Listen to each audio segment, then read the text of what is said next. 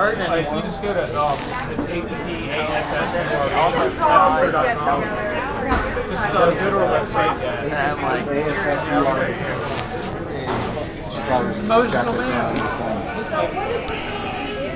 And we are moving into we do state and local, right now.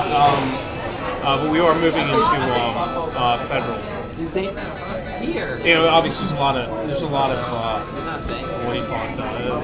Hoops to jump through and stuff. No, but Yeah, absolutely.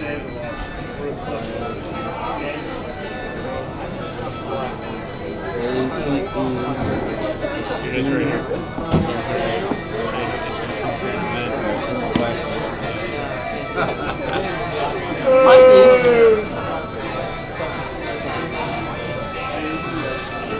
Here it is. Absher. So give me that website again. APPASSURE.com.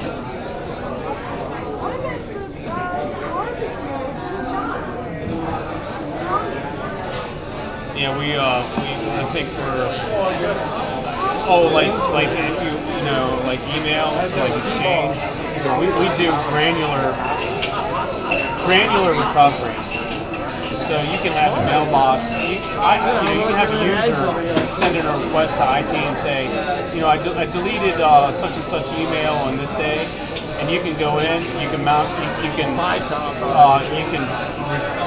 recover that one email. Yeah, it's really in just like a couple minutes.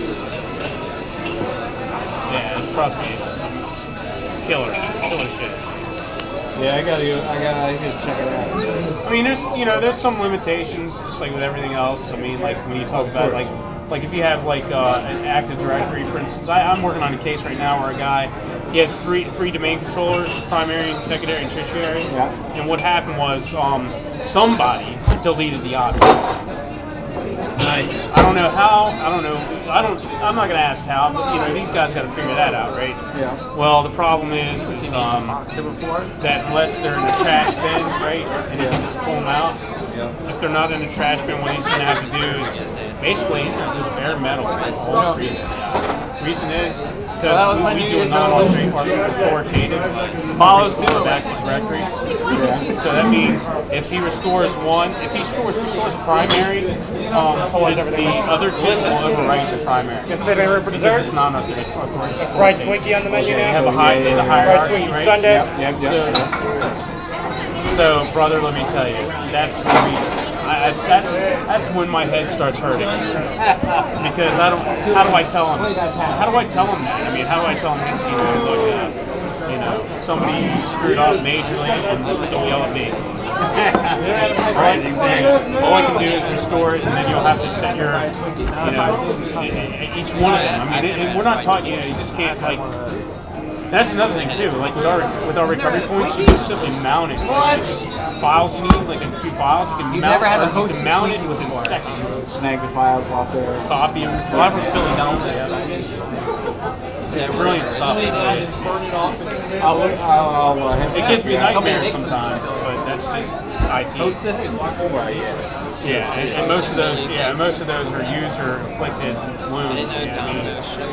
I had one guy build a server. He's all gung-ho to start using replay, and I get on there and he installs it on his machine, and then we go to add an agent, and we add the agent. It's actually going to protect itself, and then we couldn't protect it because there wasn't any what we call repository.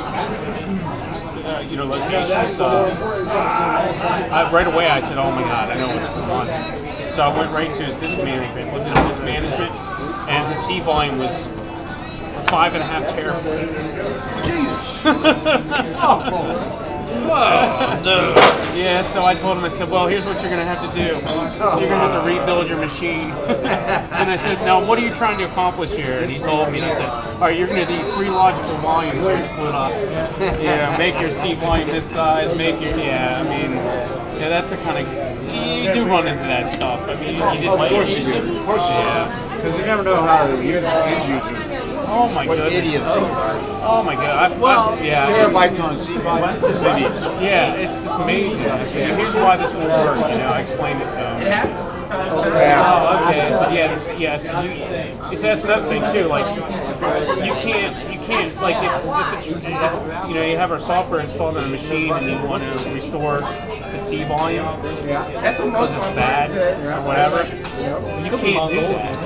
You can't restore the operating system on top of the operating system while the operating system is running. No, you can't. And you have to explain that to It doesn't work. Yeah, I'm like, well, so. You ready, dude? Yeah, let's go. We're all ready to go? Yeah.